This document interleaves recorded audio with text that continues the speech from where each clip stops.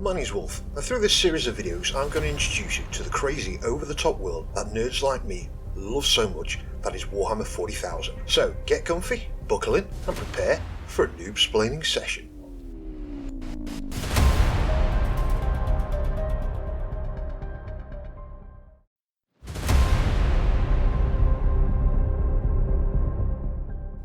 Okay, so here's my review of the new edition of Warhammer 40k, the 10th edition. So before I do that, I do have a little announcement.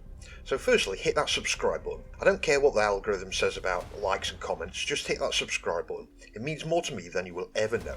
Secondly, I now have multiple links. Now first there's an affiliate link for UK and EU viewers, where you can get money off 40k and other games. I'm not going to lie, I do earn a little bit of in-store credit too. So if enough of you buy some stuff, I can actually finally buy myself a Land Raider. Now as for my US and worldwide viewers, I have got a link with Baron of Dice, who do amazing custom dice. Now I don't actually earn anything from this link, but check them out, they do some great stuff. Now also for my US viewers, I want a link to a good reputable wargaming store that stocks 40k and more, and will ship US wide. Now I googled a few and asked if there's a link I can use for their website with no kickback, just somewhere that I can link a store that you can buy 40k stuff, and they didn't answer. So if your local store will ship anywhere in the US, then please put it in the comments so my viewers over the pond don't miss out. I want everyone to be able to buy and play 40k stuff. I'm not looking for a kickback or anything, just somewhere where viewers in North America can shop.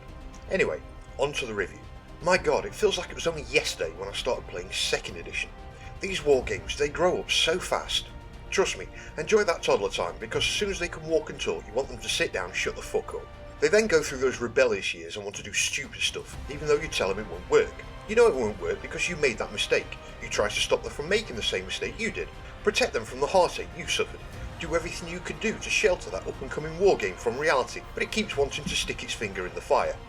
Wait, am I still talking about war games or raising kids? Anyway, sooner or later you have to let it stick its finger in the fire after you told it not to, and then while it's running around with its finger on fire and you're yelling "I fucking told you so," whilst trying to hide the fact you were laughing your ass off, and at some point hoping they bastard learn.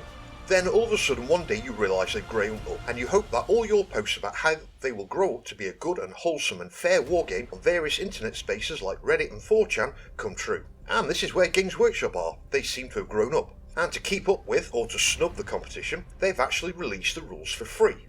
Now this is the big thing for Games Workshop, as they have never ever done this before on one of their major games. So they are stepping their toe in the water of free rules, and it kind of shows. They did good giving the rules away for free, but it has a drawback, and a pretty big fail.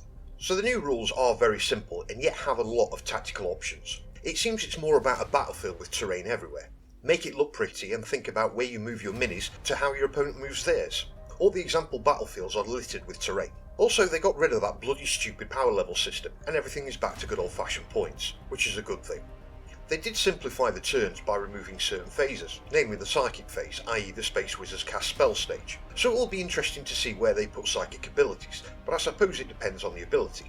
If you're having experience playing 40k or Fantasy Battle, then these new rules will pick up really quick, as the core gameplay is still there and hasn't changed that much. If you have never played before, you will find these rules are not rocket science, and within a few games you won't even be needing to refer back to the rulebook. The only issue I have found so far is that when a unit charges an enemy, it gets the fight first rule. Now if the unit it charges also has this rule, there is no definitive way to resolve who does fight first. I suppose this is covered early in the book when they bring up the old method of discuss it with your opponent, and if you can't agree you both roll a dice on it. Having played Magic the Gathering, however, I am inclined to say both units should fight at the same time.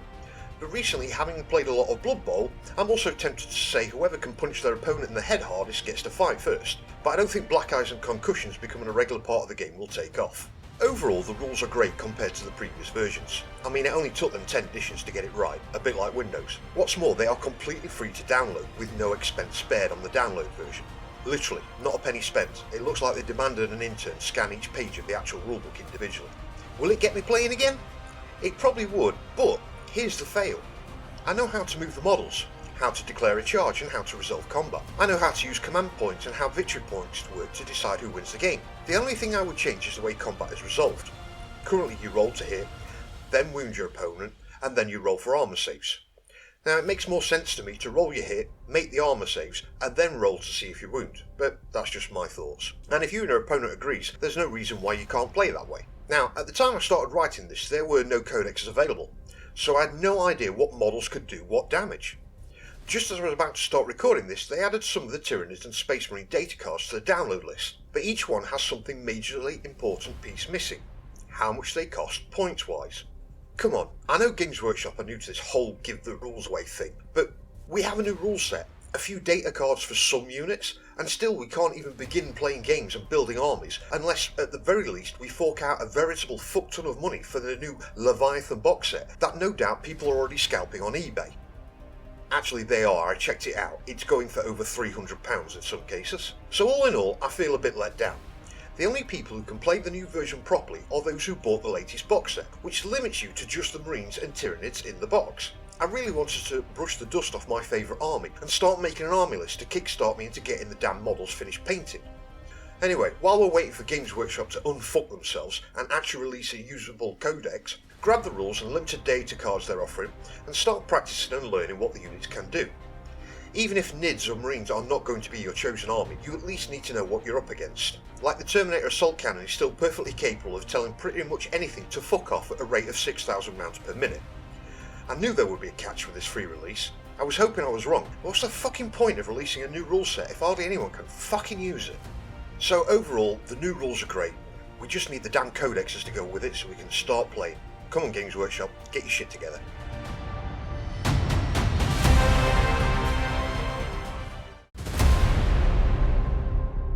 And there we have it. Don't forget to like, subscribe and leave a comment. Better still, if you know somebody who could do with a bit of noob-splaining on Warhammer, and share this video with them. And at any point if you learned something or laughed, then please hit that subscribe button. I won't ever be doing a Patreon or a merch store, so that subscribe button is the best way you can show your support and thanks from me.